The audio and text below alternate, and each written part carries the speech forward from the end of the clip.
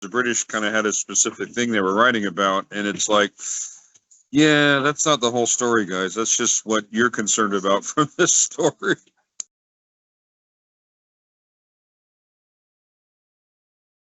All right, what you got? I'm trying to figure out where we got to. We got, is it just pre-Stalingrad at this point? Or are we a little, not quite that far yet? Well, Stalingrad is ongoing.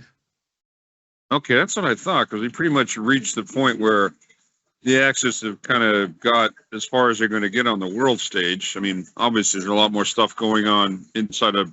Actually, this is when all the Yugoslavia stuff really kicks up, is right around now. It really gets going into high gear right after this.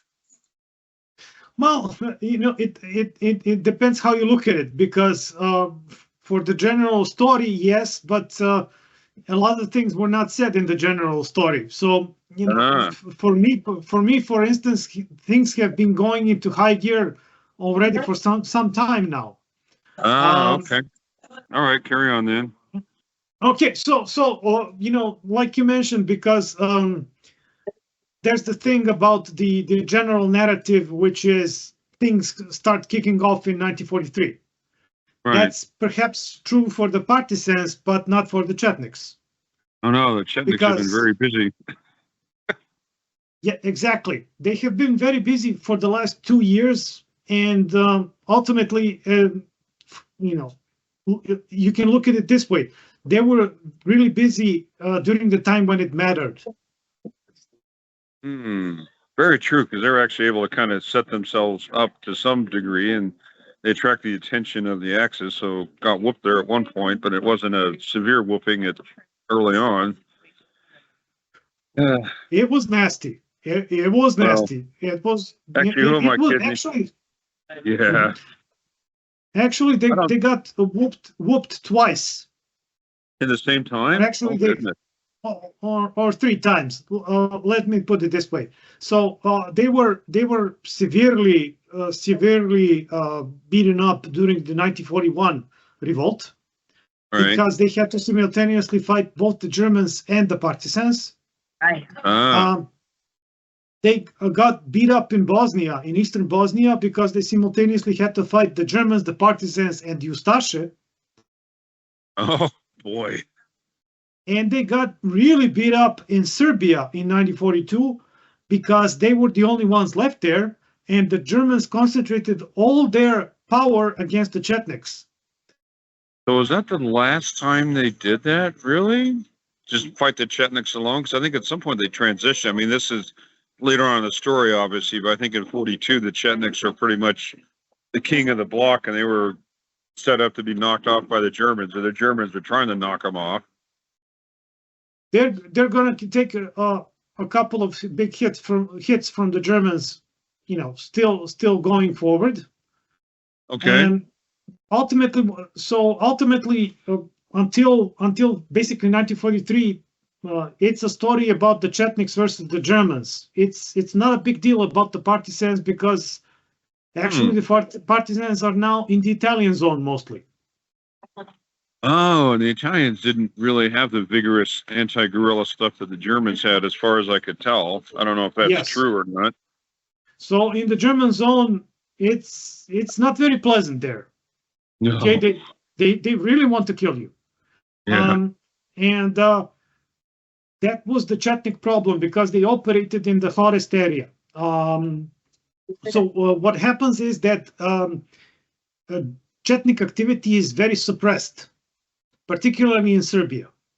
Right. Well, that was kind of where the Germans were putting all their troops anyways. I mean, that's where the big city is, and I think it's also sitting upon the biggest supply routes. I mean, there are other routes through Yugoslavia, but I think the river is probably the big one. Is that the Danube that goes through there, I think?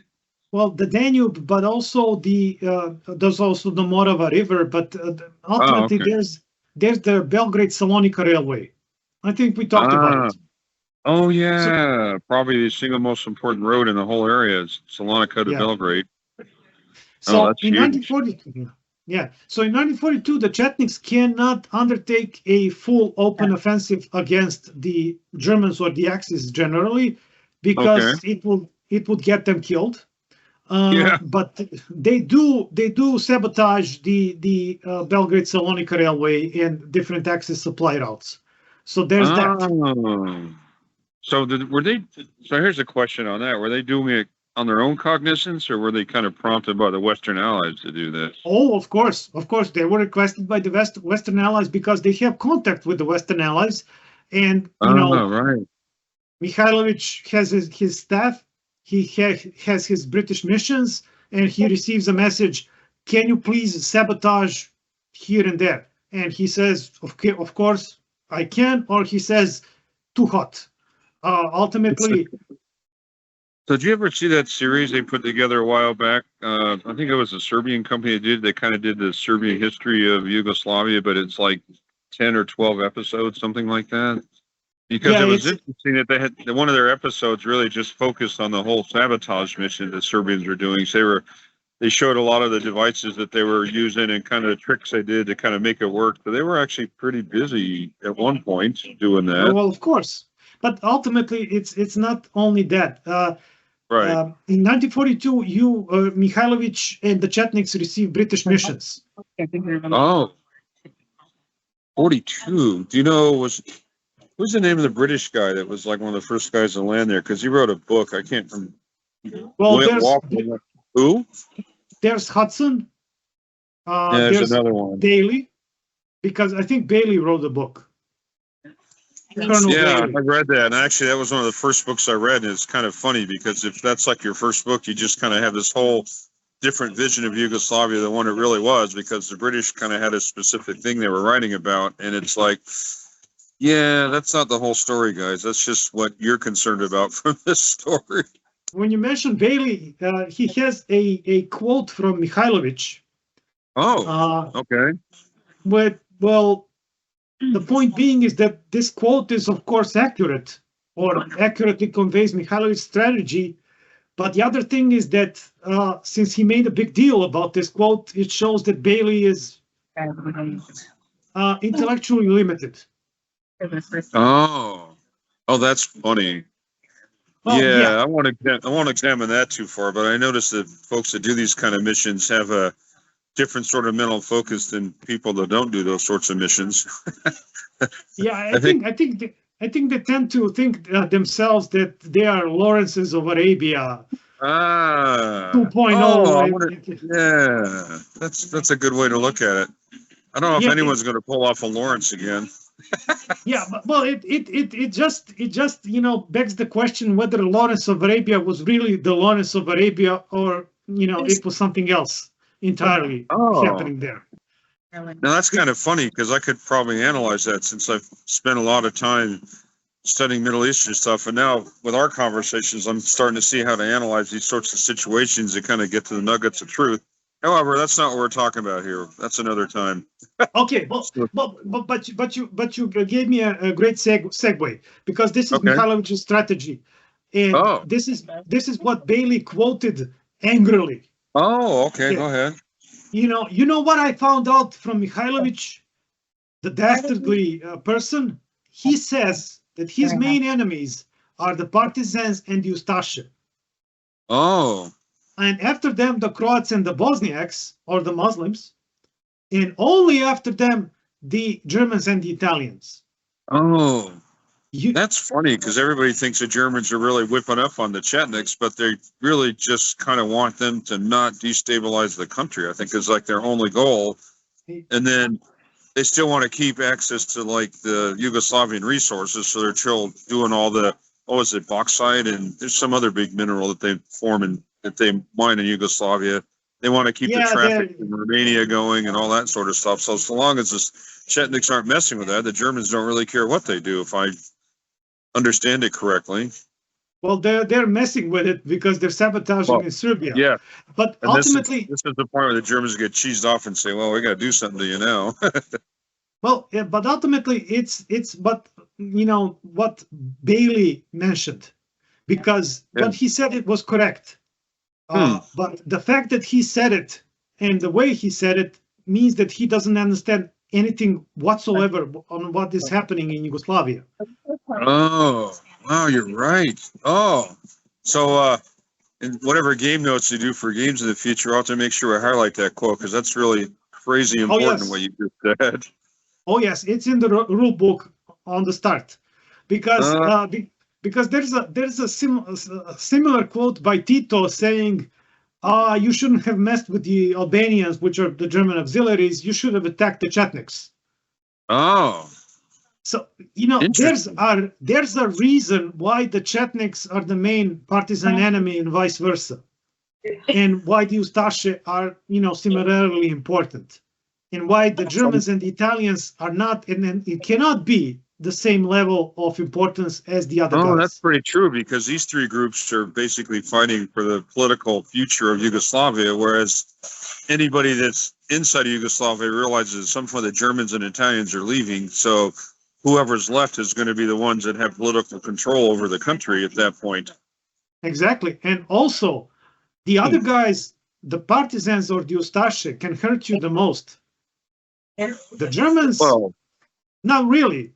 They no, can't. you're right because they know where to get you. They know how to actually hurt you. They know that like, hey, these five people are like on your side. So if I kill these five people, that really hurts the Chetnik cause a lot. Whereas the Germans wouldn't have that insight. They'd be kind of indiscriminate about what they're doing. Exactly. Simply, there's a plethora of reasons why, but why that quote is technically accurate. But it shows that Bailey does not understand anything whatsoever. Anyways, Interesting. so Okay. the point being is that when you look at Chetniks, for instance, in Serbia, they are the main enemy of the Germans. Outside of Right. Serbia, in Axis Croatia, for instance, or in Montenegro, they are being legalized. They are being making truces with the Croats, Germans, Italians, or actually they have an alliance with the Italians. It's because Oh, in Serbia there is one set of circumstances, and in the other region there's another. wow. That's going to be kind of hard to capture, but all right, we'll have to remember this as we go forward because, wow. It's all in the game. So is it because like the Germans can't really reach out and touch these guys in the Croat and Italian zones, or is there something else afoot here? Well, look at it this way. Dangic, the Chetnik commander in Eastern Bosnia, was destroyed. He was destroyed because he had to fight the Germans, the partisans, and the Ustaše simultaneously. Oh, well, I'll get you killed. Yeah, you can't do that. You have to choose. No. And ultimately, it turns out that you can talk, well, not with the Ustaše, obviously, but you can talk to some other Croats. You can talk to the Germans, but you can't you can't really talk to the partisans. Although the partisans are technically Serbs, they are communist and they are simply, you know, you can't talk to them and you can't make a deal with them. And that's the problem. Interesting. Is this how communism is in general? It seems that way. It seems that way, definitely. Communists are an ideological actor that wanted to take over your state. And they not only need to take over your state, but they need to get rid of everybody else that is their ideological enemy. And that pretty much means everybody in terms of intellectuals, industrialists, officers, clergy. So question for you then, because we're right now in our discussion, we're at the point where the partisans really kind of start coalescing and start really kind of getting it together. But they're still a little small at this point because they just took a hashing in 42. So I guess the main point of our conversation for next couple episodes is how do the partisans go from being like, I won't say a minor player, but they're not really a super big player to all of a sudden become the dominant player like they are the force in Yugoslavia in basically 2 years. And actually about a year and a half, right? From late 42 to probably early 44. Ultimately, there is no big mystery in relation to this because when you get Allied support, that means that your stock starts rising. Oh, so let me extrapolate a bit. So basically, because this is the point where the Allied support really starts kicking in, pretty much late 42, early 43. In the beginning, they were kind of heavily favored the Chetniks, but during that time period, they went from like helping the Chetniks to almost exclusively just helping the partisans, and they actually gave a ton of support. Like in 43, 44, it got pretty silly as far as I could tell. So you're thinking that this Western Allied support tipped the balance in favor of the partisans then? Oh, no dilemma.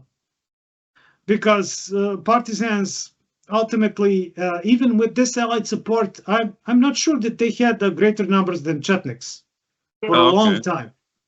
But they had better equipment and a lot more ammunition. Yes, of course. Really? That's the point. Well, that's the point. The Western support to the Chetniks was moral and propaganda support. And ultimately, it's this support is not very welcome because the Germans will be starting killing you because you're pro-Allied.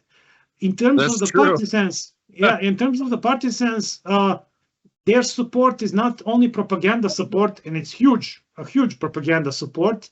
In terms of even basically overturning the government in exile just to appoint Tito as the head of the government, but also giving actual tangible support in terms of ammunition, supplies, officers, training, things like that. So when the British sources say that the partisans are the best equipped, best organized guerrilla force, they're really congratulating themselves. That's a good way to put it. Self-congratulations. Hey, you did a good job arming these people. Carry on. Exactly. So in terms of actually winning the war, I have very little doubt that they wouldn't be able to take over Serbia proper. No way. Without Allied support, there's virtually no chance because they had a huge problem even to take over Serbia, even with Allied support. Yeah. Well, at some point, the partisans are really in the catbird seat because they had both Western Allied and Russian support to some degree, but this is like way later. We're not anywhere near that point yet. Yeah, but there's a point where the Russians were really beefing them up too, like what, 44, I guess? Well, they're going to provide actual tangible support in terms of T-34 tanks rolling through Serbia and kicking out the Germans and everybody else. Yeah, that'll do it. So in terms of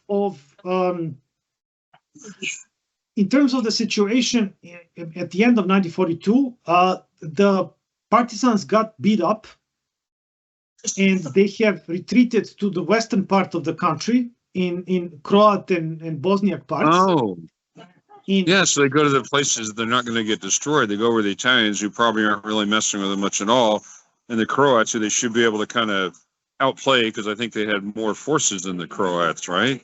No, not really. I don't think so because the Croats had. I'm going to give you the numbers a little bit later. I very much doubt that, unless you perhaps there's a problem with the partisans because they arm everybody and they formally include everybody. I don't think in terms of the actual fighting force, I very much doubt that they had anything near the Croat numbers.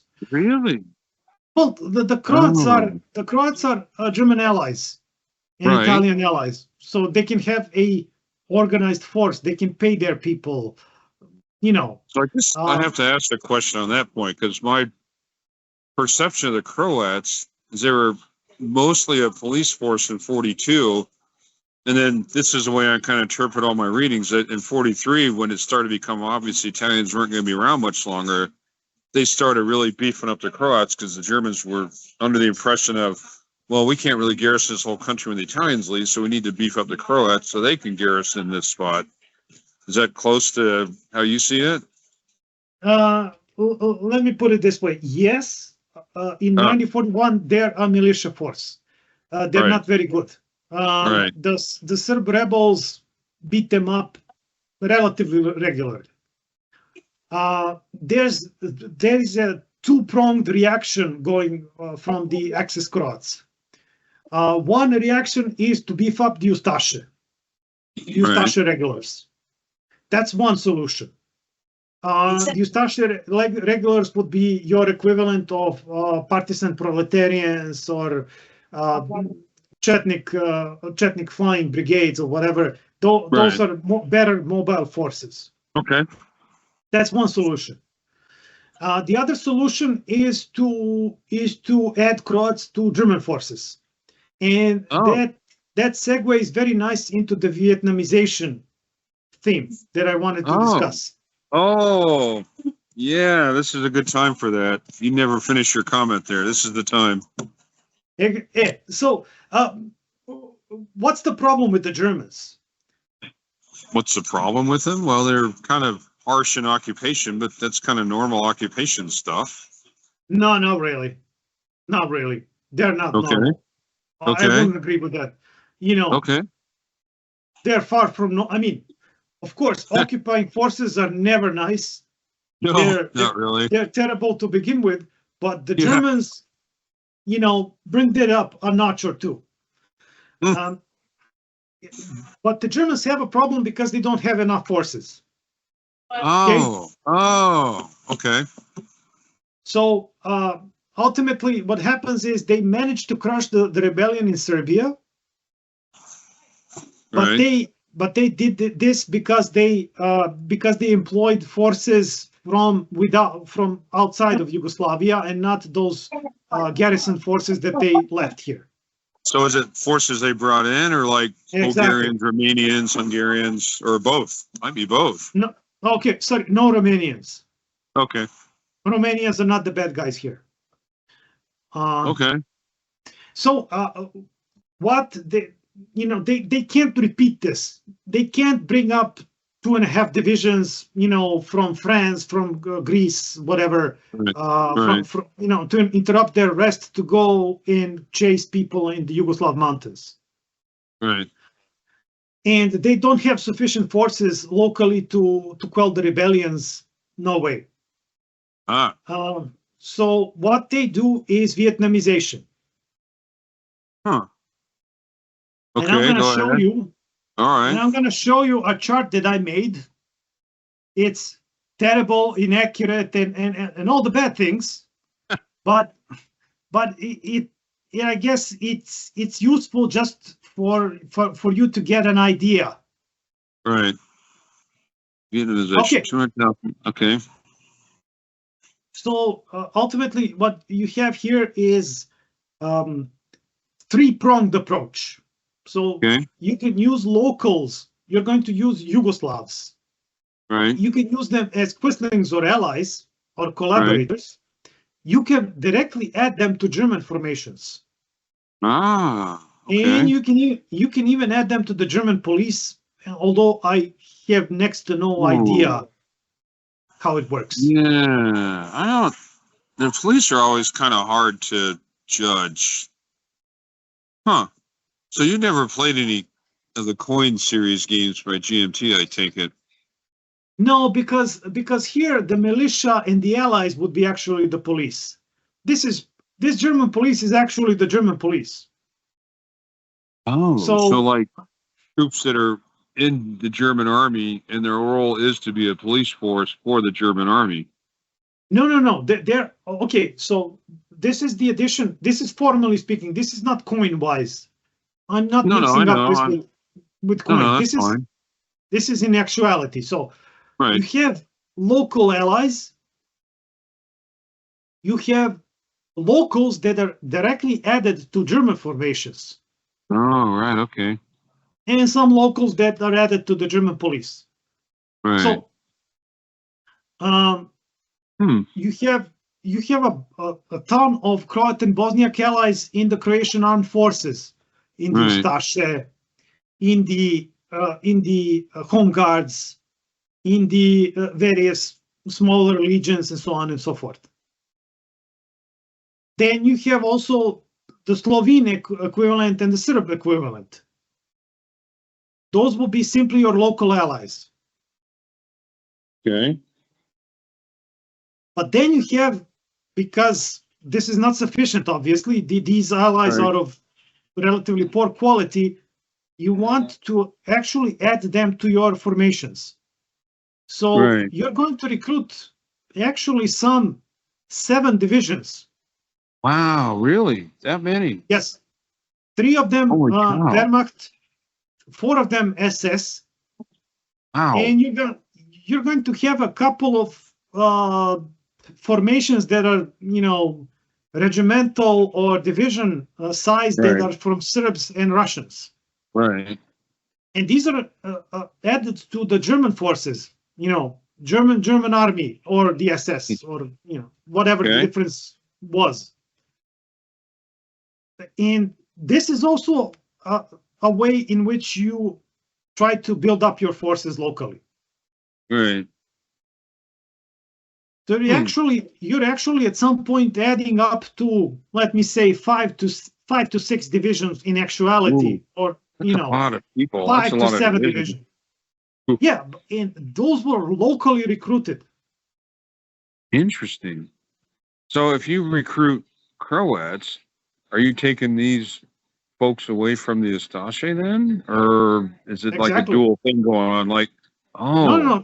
These are taken out. These are taken out from the Allied forces into directly added to the Wehrmacht or to the SS. wow. They don't have a lot of forces to begin with, so this is like a big hit to them. Well, not necessarily. I don't think that they had a problem with manpower necessarily. Okay.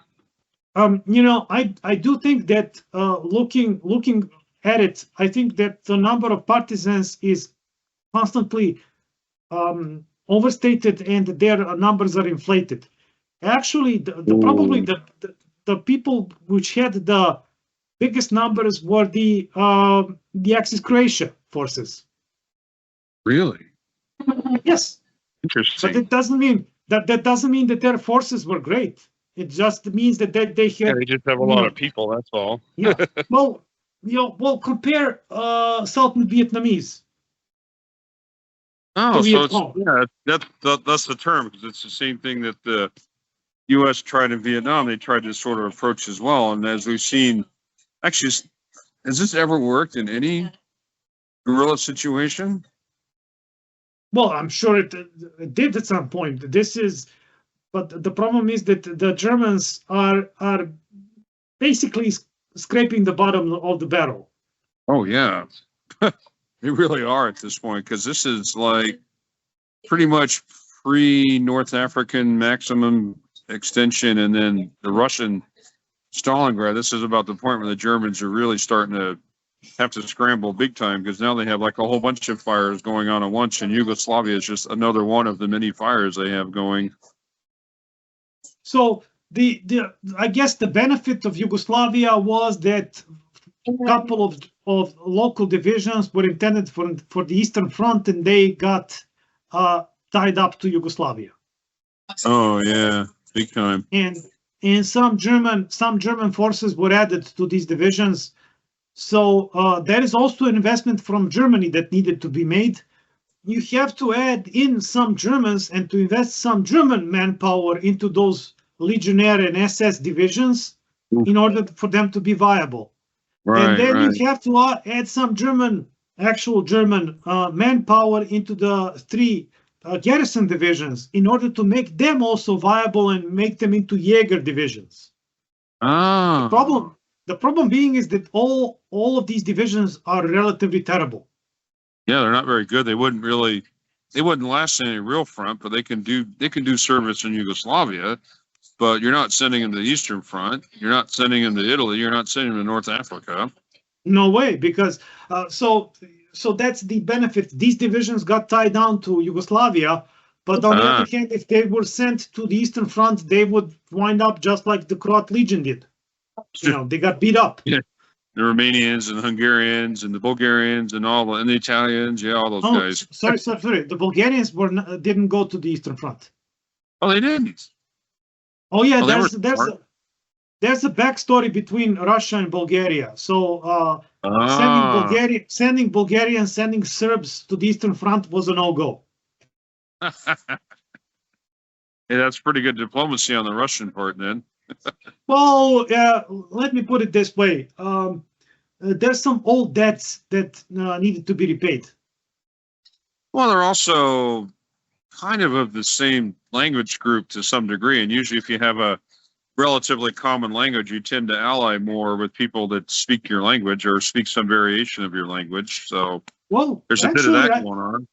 I have to disagree actually on that one because I think that the Croat language is more akin to Russian than the Serbian language is. Well, Really? at least at least as I see it. I'm not a big language expert, but Well, you're going to be more case, of an expert than I am on that topic. I don't know anything about that. I just know that here in this country, we kind of lump the Serbian and Croat language together, but I'm sure the reality is way different than what we do here. Don't get any Croats triggered, okay? I won't. Sorry. I just know that they arbitrarily do that here, and it's like, I don't think that's correct. But actually, your guys in the U.S. are correct. But anyways, we digress. It's the same language. It's probably the same people, but let's not go into. It's closer to Russian though, because I would have assumed it wasn't, and I would be wrong. Anyways, let's not go delve into my language theories because somebody's going to flame me. That's not the point of this at all. Yeah. That's not the point here. So the point being is that the Germans are on the ropes and they really need manpower. Right. They can get local manpower, but the problem is that the local manpower is terrible, pretty much. Yeah.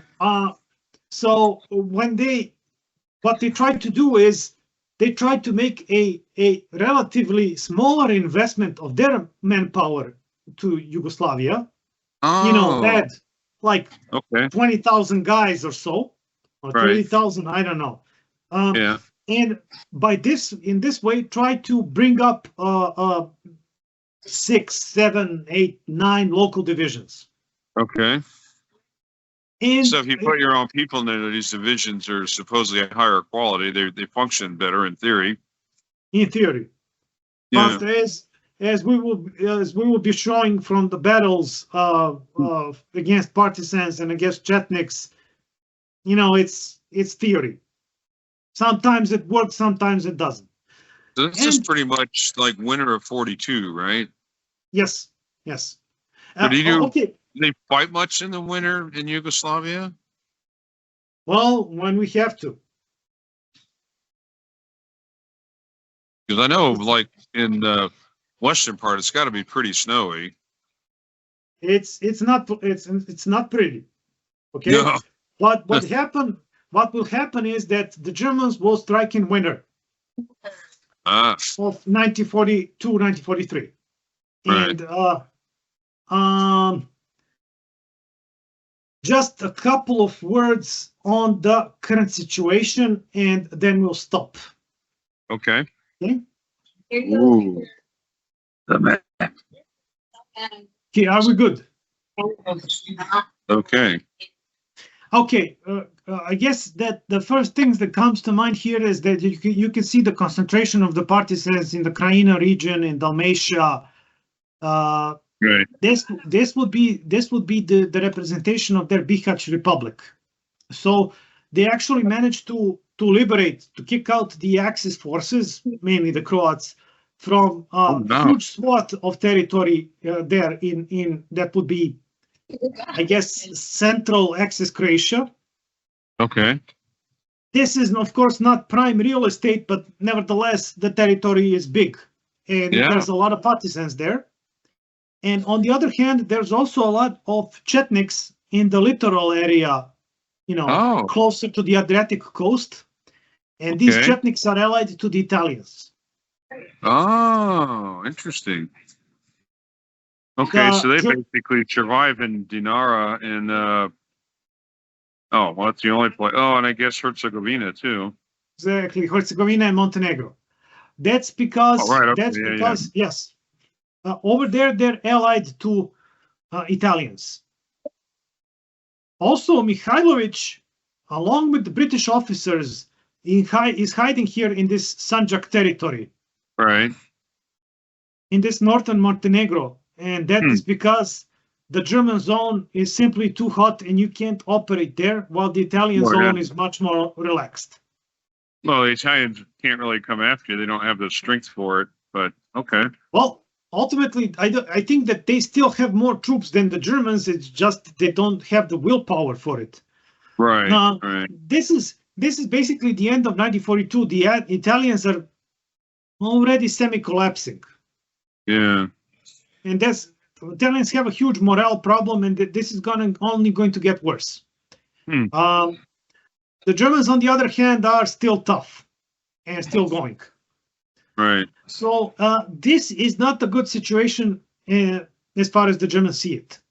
There is a guerrilla infestation in the Italian zone, while in the German zone, the guerrillas have been suppressed, and they're not such a huge of an issue at that point, because there's a crackdown against Chetniks in Serbia going on at this point.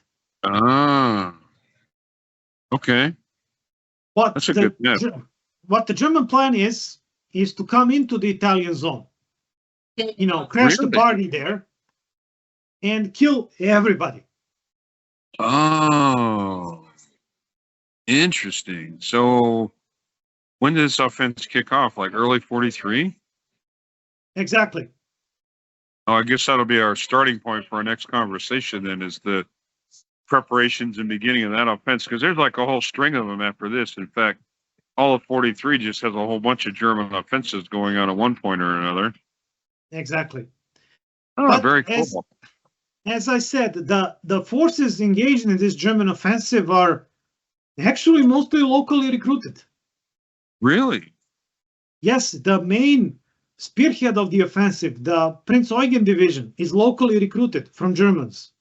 Wow, that's actually, if you do it right, that's actually a more effective force. But, you always kind of have that part about, you don't know if these guys are going to go back to local sympathizer or not, because they may not want to beat up on their neighbors so much. But then there's always plenty of killing to be done here anyway. So